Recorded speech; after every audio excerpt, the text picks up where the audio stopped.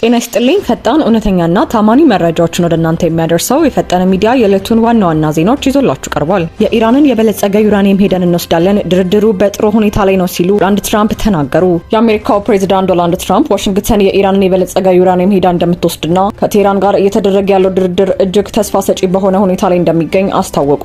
ፕሬዝዳንቱ በዋይት ሃውስ ኦቫል ኦፊስ ለጋዜጠኞቹ በሰጡት መግለጫ የኢራንን የበለጸገ ዩራኒየም የመውሰድ ጽኑ ፍላጎት እንዳላቸው በድጋሚ አንጸባርቀዋል። ይህንን እርምጃ ለመውሰድ የሚያስችል ወታደራዊም ሆነ ዲፕሎማሲያዊ አቅምና መሳሪያ ያላቸው አሜሪካና ቻይና ብቻ መሆናቸውን የጠቀሱት ትራምፕ ሄደን እንወስዳለን ሲሉ በአጽንኦት ተናግረዋል። ከኢራን ጋር እየተካሄደ ስላለው ድርድር ማብራሪያ የሰጡት ፕሬዝዳንት ትራምፕ ሂደቱ እጅግ በጥሩ ሁኔታ እየተጓዘ መሆኑን ገልጸዋል። ይሁን እንጂ የጉዳዩን ተለዋዋጭነት ሲያስረዱ ላይሳካም ይችላል፣ ማወቅ አይቻልም። ነገር ግን የሚሳካ ከሆነ በዚሁ የሳምንቱ መጨረሻ ሊሆን ይችላል።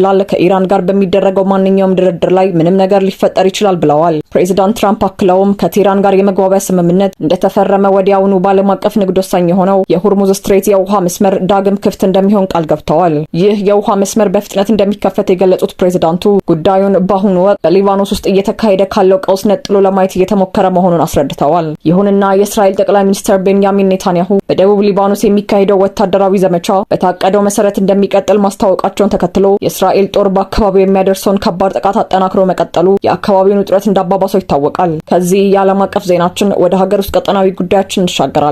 የቀድሞ የትግራይ ክልል ጊዜያዊ አስተዳደር ፕሬዝዳንት አቶ ጌታቸው ረዳ ከስልጣን መነሳታቸውን በተመለከተ ምንም አይነት የግል ቅሬታ እንደሌላቸው አስታውቀዋል። የህወሓት አመራር ያደረገው መፈንቅለ ስልጣን ነው፣ ህጋዊ አይደለም ሲሉ ጌታቸው ረዳ አስረዱ። የቀድሞ የትግራይ ክልል ጊዜያዊ አስተዳደር ፕሬዝዳንት አቶ ጌታቸው ረዳ ከስልጣን መነሳታቸውን በተመለከተ ምንም አይነት የግል ቅሬታም ሆነ ቁጣ እንደሌላቸው አስታወቁ።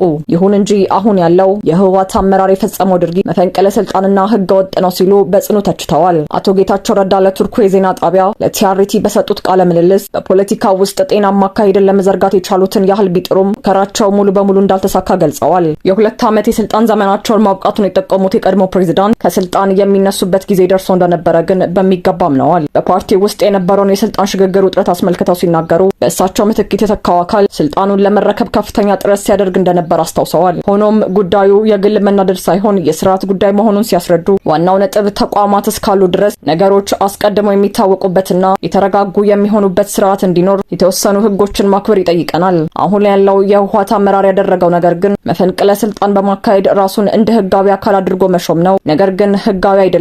በመሆኑም ይህ አካል ለነጻና ፍትሃዊ ምርጫ የሚያስፈልገውን አስተማማኝ ጸጥታ ማረጋገጥ አይችልም ብለዋል። አቶ ጌታቸው ረዳ በቃለ ምልልሳቸው ወቅት በሀገሪቱ ስለተካሄደው ምርጫና የህዝቡን ውሳኔ በተመለከተም ሰፊ ትንተና ሰጥተዋል። በሚሊዮን የሚቆጠሩ ዜጎች ጠቅላይ ሚኒስትሩንና ፖሊሲዎቻቸውን እንደሚደግፉ ሁሉ በተቃራኒው የሚቃወምም በሚሊዮን የሚቆጠሩ መኖራቸውን ጠቅሰዋል። በሰሞኑ ጉዟቸው በጅማና በአዲስ አበባ ከተሞች የነበረውን የምርጫ ሂደት መታዘባቸውን የገለጹት አቶ ጌታቸው ህዝቡ በነቂስ ወጥቶ ድምጽ መስጠቱን ገልጸዋል። በአንዳንድ አካባቢዎች የተቃዋሚ ኃይሎች የጦር መሳሪያዎችና ፈንጂዎችን በመጠቀም ምርጫውን ለማደናቀፍ ቢሞክሩም በመቶ ሺዎች የሚቆጠሩ ዜጎች ግን ይህንን የሁከታ ሙከራ ተቋቁመው ድምጻቸውን መስጠታቸውን አረጋግጠዋል። በመጨረሻም አቶ ጌታቸው ረዳ ምርጫውን ሲያጠቃልሉ ሂደቱ የገዢውን ፓርቲ ፖሊሲ ከመደገፍ ብሎም ከመቃወም ባለፈ ህዝቡ በሀገሪቱ የተስፋፋ የመጣውን አነስተኛ ግጭትና ሁከታ ምን ያህል እንደተጸየፈና ሰላምን እንደመረጥ ያሳየበት ክስተት መሆኑን አብራርተዋል።